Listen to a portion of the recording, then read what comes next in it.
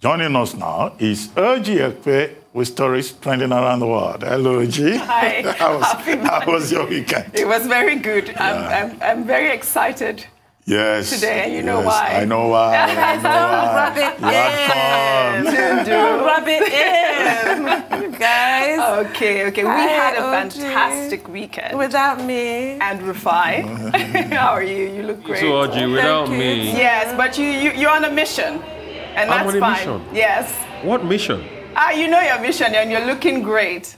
Oh, thanks. Thank you. Yes, Thank you. Yes. All right. Well, good morning to you, viewers. We begin what's trending with reactions trailing the dissolution of the Special Anti-Robbery Squad unit by the Inspector General of Police and the attack carried out on one of our cameramen, Francis Ogbonna, who was brutally battered and had his camera shattered over the weekend by men of the Nigerian police just right after the dissolution announcement. Well, let's take a look at the video report of the incident. Well, my name is Ferdinand Rohan from On Arise News, a reporter, correspondent and presenter. And this is my cameraman, Francis. Well, just about an hour ago, we did a press briefing where we took the IG's message live on Twitter banning SARS. And on returning from that particular interview, where we saw some youths along the road and protesting youths. Now, while we were trying to speak to them and then get their take on the IG's message, where we were attacked by policemen who have brutally assaulted Francis, and this broke his camera, an Arise News camera, and this is the result of that brutalization. He's bleeding, and I'm about taking him to the hospital, but then we just need to get, this as a sign of evidence on what the police have done. So, well, this is just to let you know exactly the situation of things. This is completely outrageous yesterday. I spoke with Francis this morning. He's right at the hospital right now taking a scan. And, it's been condemned all round. I mean, it's really ridiculous. You know what happened? He was actually running away from the police right after that announcement. And he was with, a crew. But he probably stumbled on something, and that's how the police caught up with him. So there was no altercation between him and the police. And he was actually showing the policeman who brutalized him his ID card to tell the policeman that he is a member of the press. The police would not listen to him, and they just, broke his head. It was completely uncalled for. I know that the police PRO, Frankenbauer, went there, and, he expressed dissatisfaction with the whole situation. He also offered some sort of money, I think 60,000 naira for, a medical treatment and all of that. But this is completely outrageous, what happened to our cameraman, Tundu. I completely agree with you. This is police brutality and also an attack on press freedom. This is a democracy. We have to continue to repeat ad nauseum. This kind of behavior is reprehensible. The Inspector General's announcement has fallen short of what a lot of the protesters want. And this is a perfect illustration of why it's just words. It does not address this culture that the police feel that they can attack people with impunity. Francis was beaten with batons, and then he had a rock thrown at him. Imagine what could have happened. Head injuries are no joke. And we're seeing this. This is a serious head injury. What you just said is what everyone is saying on Twitter and social media. Everyone is outraged by the fact that right after this comment and the announcement, it's not just Francis that was brutalized. There were other protesters, and who knows how many. And he also got his arms broken and all of that. We'll take a tweet before we come to you, Dr. Abati. A tweet from Baron, who wrote, "The IG's statement is just a cosmetic overture to calm frayed nerves. SARS is a metaphor representing the overall rot in the police force. The entire force needs to be culturized and transmogrified into a people-centered, service-oriented law enforcement agency." All right, Dr. Bati. See, the point to be made is this. Nigerians, young Nigerians, corporate Nigeria were protesting against police brutality. Right. They were saying the Special Anti-Robbery Squad has become a terror unit within the police. Yes. And yet, in the course of these protests, we have seen also the police repeating the offense. Now, the repetition of that offense, either in Abuja, where protesters were tear gassed, Ogbonna Francis of Arise TV had his head broken, and his camera seized and smashed, yes. Or anywhere else in the country, either in Ughelli or Osun, in Ogbomoso. In fact, yes. in Ogbomoso, there was big violence, erupting from all of that. Then you see the police just repeating the offense. That then provides a justification, further justification for the End SARS protests. And it is the reason why, as at this morning, despite the directive of the Inspector General of Police, you still find young men and women on the streets of Nigeria. Leila Johnson Salami, yes. reported earlier in the day that here in Lagos, those young men are saying, we don't believe the Inspector General of Police, because even as we're protesting, they're still tear gassing us, they're attacking us. Now, what all of that indicates is that End SARS is a symptom of a much deeper problem within the system. Yes. Either you are talking about the police or you are talking about any other institution of state. This reign of impunity that will seem to have become a way of life in Nigeria. I think we should be thankful to these young persons who are leading the protests and who are saying enough is enough. We deserve a police institution that is driven by the principles of justice and service and commitment rather than violence. The irony is that the police exists to protect the people, to serve the people. But we have reached a point where the people say, look, we don't trust these policemen. I mean, in some parts of Lagos, there was open confrontation between the police and ordinary people. In a market in Ikeja, they call it a computer village. When they saw SARS officials there, people went after them. And we're hoping that what the Inspector General has done, we will see it in real terms, that nobody going forward will see anybody with that uniform. Because if you see that uniform, that in itself will be an act of provocation against the people. Because they say, yes, we told you, we can't trust the Inspector General of Police or any other person. After all, they said they've disbanded this squad.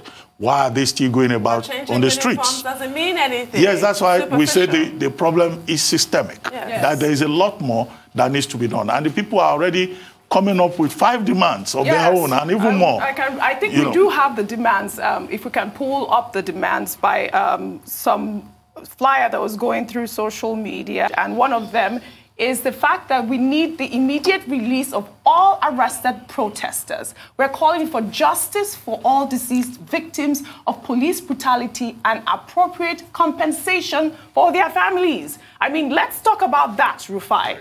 Yeah, and including appropriate compensation for Francis's family, Mr. Gbonna Francis, and also appropriate compensation for Arise TV, whose camera was damaged. That camera cost well over 2 million naira. Where are we going to put the cost? It has to be said. Things have to be done properly in this country. We had Professor Chidi Odenkalu today. He talked about over 4 different reports to reform police. One as close as last year's report, the Ojukwu report, as regards the police, but nothing has been done about this. This cannot continue because people will start to protest. It's not today, even before SARS. So it's not about SARS. Honestly, this protest itself is not about SARS. It's about police brutality in general. It's about the police having a high-handed hand to bring down a lot of people and to be very high-handed in society. I mean, SARS didn't exist in 1947 when over 100 striking miners were killed in Iva Valley in Enugu at the Kulari mines. SARS didn't exist. We just had the Federal Commission and we moved on from that. SARS didn't exist when Dele Odo was killed in the 80s. SARS didn't exist all that time. So it's about police brutality. It's about dismantling the colonial mindset and the behemoth that says that the police and do whatever it is to the citizens is there to serve and protect and get away with it. Somebody was telling me the other day that a police officer once told him that I'll kill you and nothing will happen. All I will do is I will pour acid on your face after killing you, and guess what? They will not even recognize you and I'll say it's accidental discharge and I'll say you're an armed robber or something. That's what the country has become. And that's why when you see police officers, you calm down, you talk to them, you live in fear. That's why corporate Nigeria is standing up, like Sterling Bank stood up to this and made all those messages out.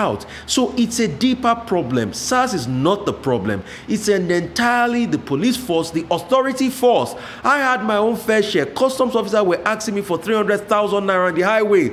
You can't drive an SUV in this country again. It's becoming a mayhem. So it's deeper than that, and please, something has to be done.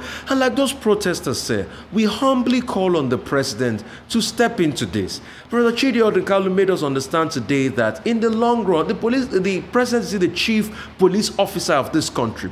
The fundamental human right, as stated in Section 14, says that the government, the state, has a supreme responsibility to take care of Nigerians. Professor Odinkalu also stated in Section 17, subsection 2C, about how government conduct should be humane towards its people. Brutalizing Francis and breaking Francis' head is not a humane conduct of the government towards its people and the like. So redress should be sought in this regard, and everything to stop this should be done. Yes. Because we are all calling on this for our own sanity. For our own sanity. A police officer's son himself will be brutalized by the police. Yes, well, I have something to say here, though, because there was those demands from the protesters demanding the release of all the arrested protesters, right? And that's obviously important. But it also reminds me of why I mentioned Akpo 6 earlier. It goes beyond policemen committing these acts of savagery and not getting sanctioned. In that case, and I'm sure there have been others, but that one I recall, the person who was responsible for the murder of 6 innocent Nigerians got promoted. After it was reported in the press that he got promoted, he was then promoted again. So this is complete impunity. Not only do you not get sanctioned, you get rewarded. And this other point that Rufai mentioned about President Buhari has tweeted. And we all have to stop expecting some warm, fuzzy national paterfamilias. That is not who he is. And this is why we all have to remember elections matter. Yes. If you want a communicative president and a president with empathy, you need to remember that when you go to the polls. For me, that's just the lesson here. Yes. He's tweeted it's clearly not enough. That we should be addressed as a nation. We have sat on this table several times and said, why did he not address the nation here? Why was there this silence there? We just have to understand this is one of the fallouts of elections. Well, let's talk about the behavior of the police again. I mean, this all comes back to reform, right? Let's talk about during the protests in Abuja over the weekend. The Nigerian police operatives were seen blasting protesters with water and tear gas, which outraged many Nigerians on social media, with some claiming it was an abuse of their fundamental human right to protest. Let's take a look at this before we discuss.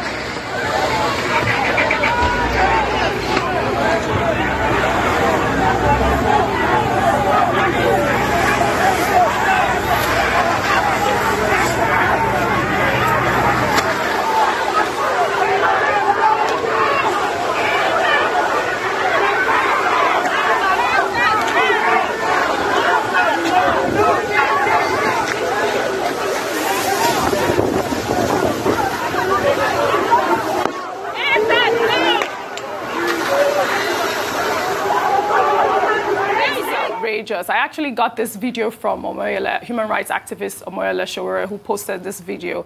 We'll take a tweet from Eniola, who wrote, protesters being blasted water at NSAS protests currently ongoing in Abuja. Is this a country with a president? Is this a country with a vice president?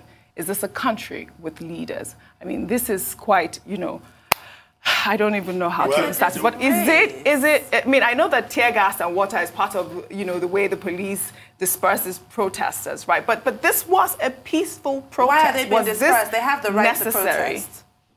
Well, it's a violation of their right. And if you see the water being used that way, the question that anyone will ask immediately is that, look, we have all these gas explosions, we have fire, accidents all over the country. Now, nobody is ever ready with water. But when Nigerians want to express themselves and say, look, this is how we feel about our country, we have the right to express ourselves, you will see water trucks will suddenly show up from anywhere, from wherever. So I hope when there's any fire incident somewhere, that, the Nigerian state will be readily available to help prevent the loss of lives and property, rather than using state resources to harass innocent citizens who just want to express themselves. Absolutely. What really hurt me about that video, I think you should watch that video very closely, Orji. You can see there's a young man at the front. He's standing down.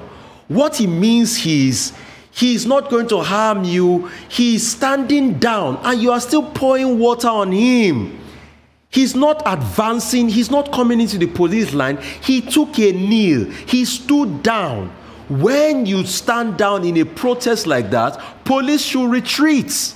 He's not of harm to you any longer, and you are still pouring water on him. Well, the unfortunate thing is that here in Nigeria, the police leadership, they only talk about what they call rules of engagement on paper. They talk about standard operating procedure. But anytime you see the Nigeria police, they don't seem to teach those rules of engagement or standard operating procedure at whatever police training college that they attend. And that was why I think the point needs to be made about training and retraining of policemen. Some people have even gone a step further to say, look, maybe the entry qualification for people who want to become policemen should be raised, so that you don't have, illiterates who cannot pass at the police training college, and then you hand over guns to them, and they go onto the streets. The only thing that occurs to them is the arrogance that, access to weapons confers on them. This is disgraceful. I know. Well, let's take a look at another video that made the rounds on social media over the weekend. It was a campaign by Nigerian transport company God is Good Motors, released on TikTok. The video began with a display of some of the names of the people that have been killed by the Special Anti-Robbery Squad unit. Let's take a look.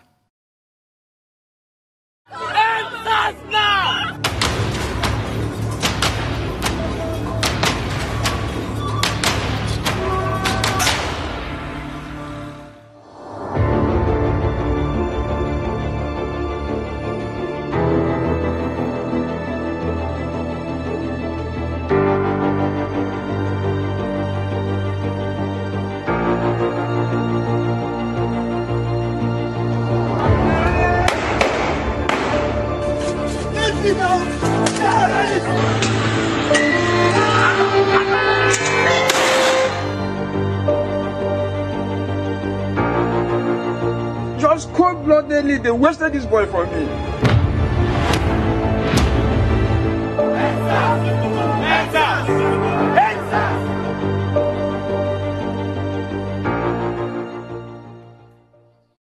This video was so powerful. When I saw it, I was like, this is exactly what we need for change. I heard Rotus earlier talking about all the other companies, firms that have, lent their voice towards this whole campaign, Sterling Bank and whatever. But this particular video caught my attention because, all of these names, and the last name there is Jimo. His story was quite, I don't know if you read that story. Yes. He wasn't even protesting. He wasn't protesting, and he was standing, and you could see the video that was circulating. His father was in tears. They were all crying. Plus, that father that you saw, another man was killed.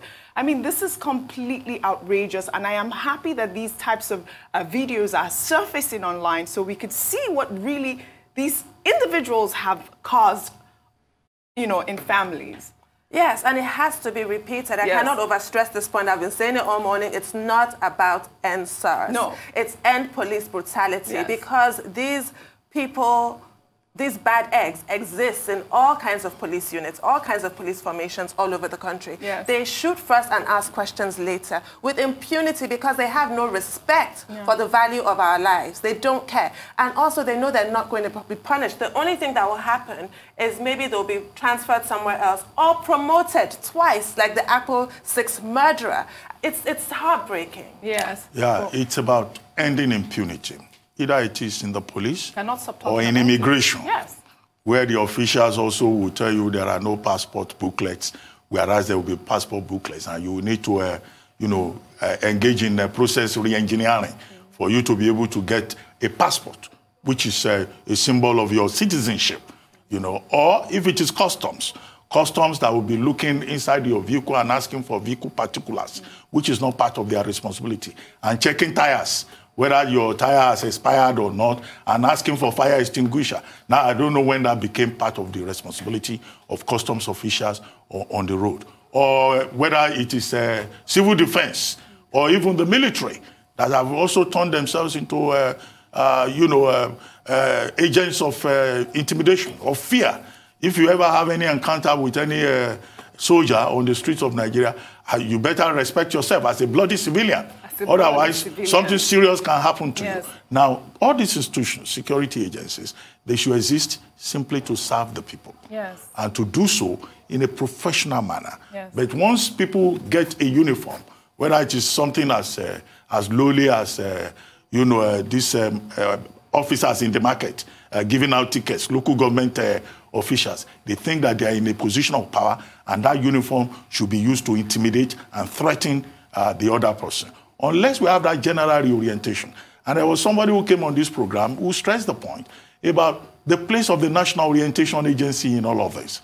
Maybe perhaps there is a role that agency can play, but the various agencies of government themselves need to raise their standards and insist on those things they talk about, rules of engagement, standard operating procedure. We need to begin to see all of that, in terms of how they engage with stakeholders. Before I come to you, Rufai, the protest will continue. The protest is going to continue. Nigerians are talking about the protest. Nigerians also took to the streets in London to lend their voice to the End SARS campaign. Among the protesters was Afro-pop musician WizKid, who led the campaign while addressing the crowd. He said, "You all have a voice.